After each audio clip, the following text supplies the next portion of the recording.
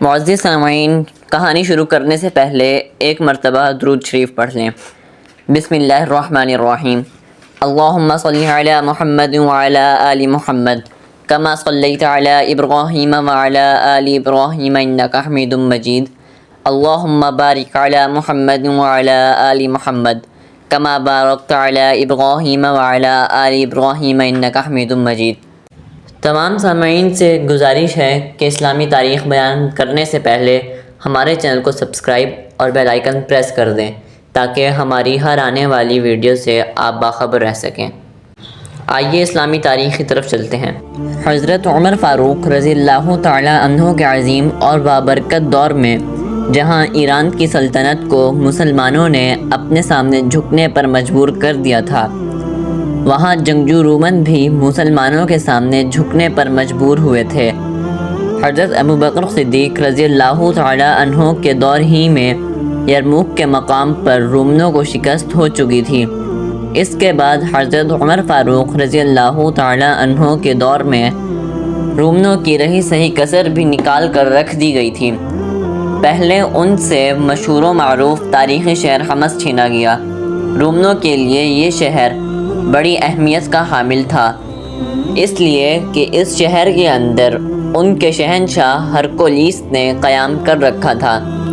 اس کے علاوہ اس شہر میں سورج دیوتا کا مندر بھی تھا، جس کی زیارت کے لیے دور دور سے بت پرست آیا کرتے تھے۔ اس کے بعد حضرت عمر فاروق رضی اللہ تعالی عنہ کے دور میں مسلمانوں نے قنصرین پر ضرب لگائی، اسے فتح کیا اور اس کے بعد حلب اور انطاکیہ کے شہروں پر بھی قبضہ کر لیا گیا۔ ان فتوحات کے بعد فتح مندی اور کامیابیوں کا ایک ریلا اٹھ کھڑا ہوا۔ بصرہ، ہرعش، قیصریہ، اجنادیل فتح کیے گئے اور رومنوں کو بدترین شکست دی گئی۔ اس کے بعد مسلمانوں نے بیت المقدس کی تاریخی فتح حاصل کی۔ بیت المقدس کی فتح بھی بڑی عجیب و غریب تھی۔ جب شہر کا محاصرہ کیا گیا تو نصرانیوں نے سمجھ لیا کہ مسلمان شہر کو فتح کیے بغیر نہیں رہیں گے، چنانچہ انہوں نے مسلمانوں کے ساتھ صلح کی شرائط طے کی، اور ان شرائط میں ایک شرط بھی رکھی گئی، اور وہ شرط یہ تھی کہ مسلمانوں کے خلیفہ خود تشریف لائیں گے اور شہر کی چابیاں ان کے حوالے کی جائیں گی۔ چنانچہ حضرت ابو عبیدہ بن جراح رضی اللہ تعالی عنہ نے صورتحال سے حضرت عمر فاروق رضی اللہ تعالی عنہ کو جب اطلاع دی تو آپ نے مدینہ کے صاحب الرائے حضرات کو مسجد نبوی میں جمع کیا، ان سے رائے طلب کی۔ حضرت عثمان غنی رضی اللہ تعالی عنہ نے فرمایا، عیسائی اب مغلوب ہو چکے ہیں، ان میں مقابلے اور مدافعت کی ہمت اور طاقت نہیں رہی، آپ بیت المقدس کا سفر اختیار نہ کریں۔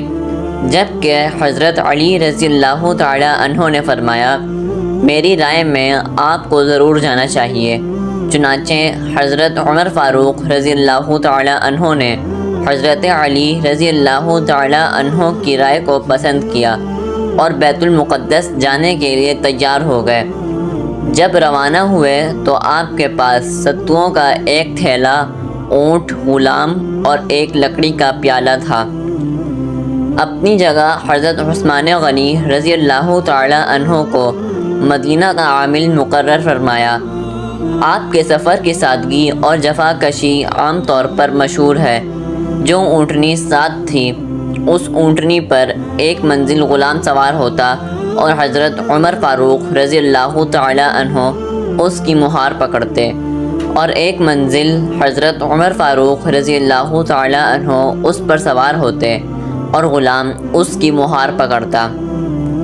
اس عظیم الشان خلیفہ اسلام کا یہ سفر بھی عجیب و غریب تھا، جس کے لشکر قیصر و کسریٰ کے محلات اور تخت و تاج کو اپنے گھوڑوں کے ٹاپوں تلے روند چکے تھے۔ جس مہینے میں آپ نے بیت المقدس جانے کا سفر شروع کیا وہ رجب کا مہینہ تھا۔ اس وقت تک مدائن اور انطاکیہ فتح ہو چکے تھے۔ روانگی سے قبل آپ نے دمشق بیت المقدس کے اسلامی لشکریوں کے سالاروں کو اطلاع کر دی تھی۔ حضرت یزید بن ابی سفیان رضی اللہ تعالی عنہ، حضرت ابو عبیدہ بن جراح رضی اللہ تعالی عنہ، حضرت خالد بن ولید رضی اللہ تعالی عنہ آپ کے استقبال میں حاضر ہوئے۔ آپ نے ان سالاروں کو خوبصورت اور شان و شوکت کے لباس میں اپنے استقبال کو آتے ہوئے دیکھ کر طیش و غضب کا اظہار فرمایا اور فرمایا، تم لوگوں نے 2 ہی برس میں عجمیوں کی خوبو اختیار کر لی ہے۔ مگر جب ان سالاروں نے فرمایا، ہماری ان پرتکلف عباؤں کے نیچے جنگی لباس موجود ہیں اور ہم عربی اخلاق پر قائم ہیں، تو آپ کو اطمینان ہوا۔ حضرت عمر فاروق رضی اللہ تعالی عنہ کی بقیہ احوال زندگی ہم آپ سے اگلی قسط میں بیان کریں گے۔